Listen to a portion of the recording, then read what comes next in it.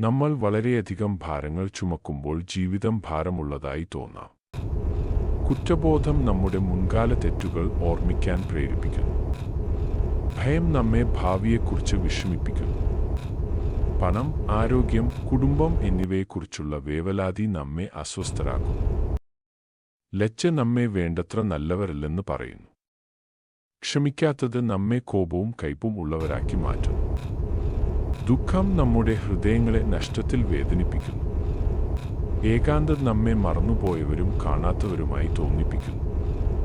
ആസക്തി നമ്മെ തകർക്കാൻ കഴിയാത്ത ശീലങ്ങളിൽ കുടുക്കുന്നു. ഉത്തരവാദിത്തം നമ്മെ ജോലിയിൽ നിന്നും കുടുംബത്തിൽ നിന്നും കടമകളിൽ നിന്നും ക്ഷീണിതരാക്കുന്നു. ഉള്ളിന്റെ ഉള്ളിൽ ആത്മീയ ശൂന്യത നമ്മെ സമാധാനത്തിനും അർത്ഥത്തിനും വേണ്ടി കൊതിപ്പിക്കുന്നു. ഇവ ആർക്കും വഹിക്കാൻ കഴിയുന്ന ഭാരിച്ച ഭാരങ്ങളാണ്. എന്നാൽ നാം അവയെ ഒറ്റയ്ക്ക് ചുമക്കാൻ ദൈവം ആഗ്രഹിക്കുന്നില്ല. എല്ലാ ഭാരങ്ങളും തന്റെ ചുമലിൽ വയ്ക്കാൻ അവൻ നമ്മെ ക്ഷണിക്കുന്നു.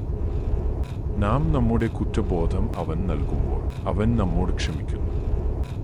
നാം നമ്മുടെ ഭയം അവൻ നൽകുമ്പോൾ അവൻ നമുക്ക് ധൈര്യം നൽകുന്നു. നാം അവൻ നമ്മുടെ വിഷമം നൽകുമ്പോൾ അവൻ നമുക്ക് സമാധാനം നൽകുന്നു. അവൻ ദുഃഖം സുഖപ്പെടുത്തുന്നു.